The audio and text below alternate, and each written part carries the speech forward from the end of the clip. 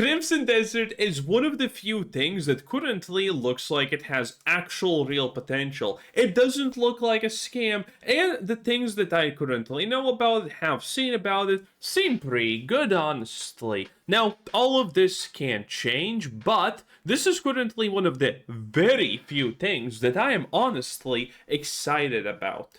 Every time Crimson Desert releases new gameplay, the game just looks better and better, and the sheer scale of this experience that Pearl Abyss is building, well, it just went from ambitious to absolutely insane with the latest news. What started as a promising action adventure is now shaping up to be one of the most stacked open world experiences that we have seen this generation. Between the new gameplay reveal, deep dive interviews, and confirmation of systems that completely change how this game is played, I think it's really clear that this project is way bigger than anyone expected it to be. With the first part of the official gameplay overview out in the wild, we finally have some real answers, not speculation, not smoke and mirrors from trailers, actual systems, mechanics, design philosophy, all laid out with raw gameplay. The more I learn, the more Crimson Desert feels less like a traditional action adventure game and more like a full-scale.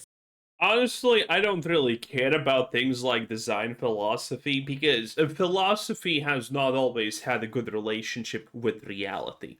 Something that seems good on paper or reasonable in a sentence oftentimes completely fails in practice. So I care about what the game actually does and how it feels and whatnot, not what they want to achieve.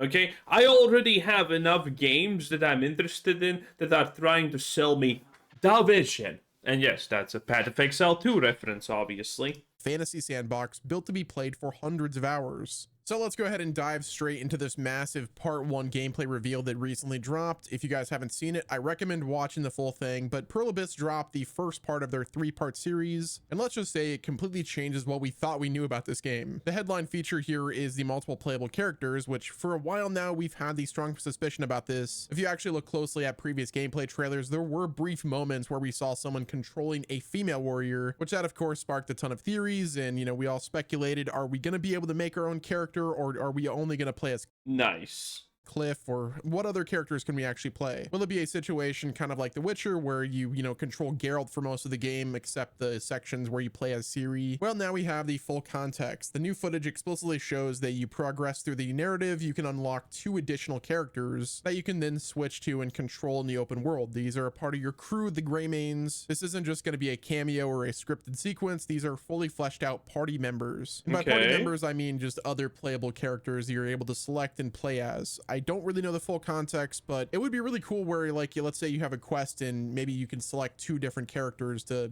bring with you. That might be pretty cool, but I doubt it's going to be a full party type situation like you see with other RPGs, for instance, like Final Fantasy or something like that. Now, the first character that we have to talk about is we have the female warrior we spotted earlier that was in a gameplay trailer from back in the day, but I believe her name is Damienne, or whatever that is, Damienne. Not really sure the pronunciation, but you guys get it. Now, this character isn't just a skin for Cliff. She plays a completely different class, completely different vibes. She wields a massive greatsword for heavy sweeping attacks, but she also has a flintlock pistol for ranged attacks. Now, from Oh, pretty cool. And by the way, this does look like real gameplay. Unlike other games, this is what I do. Whenever I see a trailer like this, I instantaneously say, is this actual real gameplay? Most likely. I can also be wrong. Typically, I ain't, but, can happen. Hasn't happened yet, though. And this does look real. This does look like a real actual gameplay. what we saw in the gameplay, her movement is quite agile, like she's pretty quick. And then we have the barbarian style character. This dude looks like a tank. He is a tank. He's got a 2-handed axe. He also Now, one of the biggest problems with Crimson Desert, honestly, that is a red flag that I don't mention often enough, is the fact that the particle physics that you see from these attacks. Tank. He is a tank. He's got, yeah, you see the spinny particle effect here. That is pure Unreal Engine 5 slop. That is the most purest Unreal Engine 5 asset store slop. So, also Ashes of Creation does the same thing, and Ashes of Creation was a scam. So, that is one of the worst things about Crimson Desert so far. The fact that they did this, because this is just like a giant fugazi about how the gameplay and combat actually feels. This is probably the biggest problem with Crimson Desert. Everything else seems okay, and I'm not saying that this doesn't make decent combat. Ashes of Creation, for example, had seemingly decent combat at the end of the day. The problem was it was a scam. This this is probably not going to be a scam because, well, Pearl Abyss and whatnot. Well, Pearl Abyss is known for a lot of things, sadly, but they're not going to just make a blatant cash grab scam. That's not how they operate. So again, there are some bad things about Crimson Desert very visible here in the gameplay, like the slop particle effects. But everything else surrounding it does also seem like there is potential in the future. So again, that's why I am pretty sold on the idea that Crimson Desert, at least currently, looks like it has a lot of potential. A two-handed axe. He also has a wrist-mounted hand cannon, which this dude looks absolutely awesome. Seeing him use the two-handed axe and doing like a spinning attack for crowd control looked absolute cinema. Now, there's only 3 characters we know so far, but I'm sure there's probably going to be more. I imagine that as we grow out our crew of the Greymanes, we will unlock new characters to be able to play as, which is really exciting. Now, the fact that these characters also have their own skill trees and side quests should add quite a bit of replayability that I was not expecting. I thought this was going to be a solo character game for the longest time, but then there was a gameplay trailer that showed that there was another character playable, so that is pretty exciting. Now, beyond the characters that we'll be able to play as, the video also gave us a tour of the continent of Playable. Yeah, again, look at this. This looks like real gameplay. Continent of Playable. Now, the variety in this game looks absolutely amazing. The game is called Crimson Desert, and it turns out that one of the desert regions is called the Crimson Desert. Who would have thought? Such a genius name for a video game. Now, we saw 5 distinct regions in the game. There's Hernand, there's Payloon, I believe that's the pronunciation, and then there's Demonis. And then there is Delcia, which I believe that's the pronunciation as well. Again, apologies for the mispronunciation. You guys would probably know better than me. Now, what really stood out to me with this gameplay showcase is this map is not going to be flat. It's not going to be boring. At least it doesn't look boring. It looks like there's so much content to do. In the new gameplay, you can see Cliff is literally climbing sheer cliff faces. And yes, his Oh, that's why his name is Cliff, indeed. name is Cliff, so he's climbing cliffs in this game. He has access to a grappling hook, which is pretty Eradicate. The world is for humanity. awesome, but here is where the Zelda comparison comes in. If you guys know me and my channel, you know how much of a Zelda Maybe we're keeping that though, okay? That you know, it is what it is. freak I am, and I'll be real, like this, feature in this game looks like Ultra Hand from Tears of the Kingdom, or Magnesis from, Breath of the Wild, but that is very clearly Ultra Hand. Like, there's no ands, ifs, or buts about it. This was fully inspired by Tears of the Kingdom and The Legend of Zelda in general, which I'll just say this right now, this is not a bad thing. This is a very good thing. If they want me to play this game to completion, having more Zelda stuff like this is awesome. I absolutely love it. Nintendo and, the Zelda team makes all of these awesome game mechanics for a reason, for other games to use as inspiration, because, Zelda just does it the best. But Now, Nintendo will literally sue you if you even mention that, oh, this was because of Zelda. They're probably trying to patent the idea of making things in games. in the game, you saw him, manipulating ancient ruins, moving massive stone blocks to solve environmental puzzles. Again, Sky Islands from Tears of the Kingdom. So for all of you puzzle fiends out there that love Breath of the Wild and Tears of the Kingdom, this game looks like it is that game, but with, ultra realistic graphics and, just a different vibe. So I'm really excited. It really confirms that Pearl Abyss is looking at Breath of the Wild just as much as they're looking at the Witcher series. Now, we also saw fortress sieges where you have to reclaim territory. Honestly, all of this seems to me more like Dragon's Dogma 2 than anything else. From hostile factions, which apparently these aren't going to be just kill 10 bandit missions. They are large-scale battles involving siege weaponry, destructible environments, and dozens of NPCs fighting alongside you. If you guys saw the other previous gameplay with those big battle sequences, those are similar to what we see here. This is going to be a siege on a fortress. It really seems like that as you play this game and as you do interactive events like this, it seems like that's how they're going to try to make this side content feel like it's as weighty as the main. Yeah, and again, all of this is 100% real. This is real gameplay. This is not fake. This is not your Witcher 4 tech demo.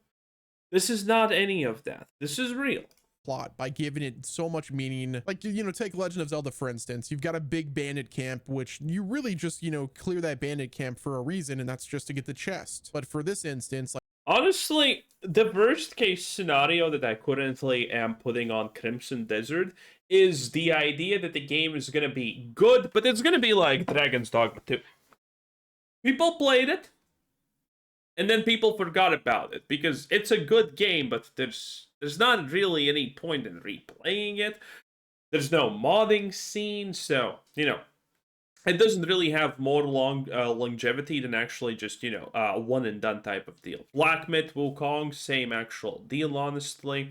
So worst case scenario, Crimson Desert is only a Black Myth Wukong, or you know, I forgot the other thing that I just said. Wow, am I retarded? Probably. In any case, it is what it is.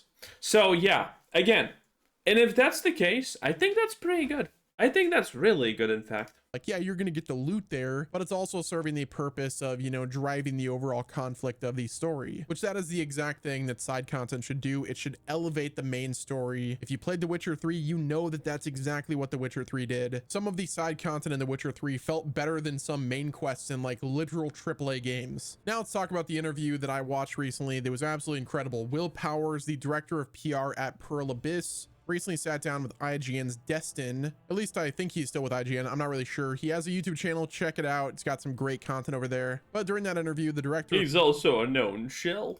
PR Will Powers dropped a quote that might scare some people, but absolutely hype some others. He mentioned that the main campaign represents a small percentage of the actual content. He explicitly stated that the game really opens up after you beat the main story, which that typically happens with looter shooters. For instance, Destiny, it really opens up. I like that.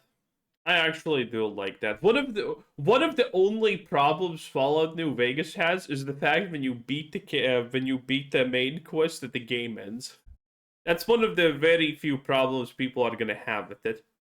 Up after you beat the main story in that game. Diablo, the same thing can be said with that. Usually it's the games that are, require a lot of grinding where the game really opens up after you beat the story portion. But with that being said, this is a massive deviation from the standard open world action adventure type formula. Usually in a game like God of War, the credits rolling usually means the game is effectively over. Yeah, but God of War is more gay than game at this point. God of War is a complete shit show of what it once was. Minus a few collectibles, or in God of War Ragnarok's sake, a giant section of the game opens up that's just absolutely insane. But Crimson Desert is built differently. Remember, Pearl Abyss are the creators of Black Desert Online, one of the deepest and grindiest MMOs on the market. While Crimson Desert is a single-player action-adventure game, that live...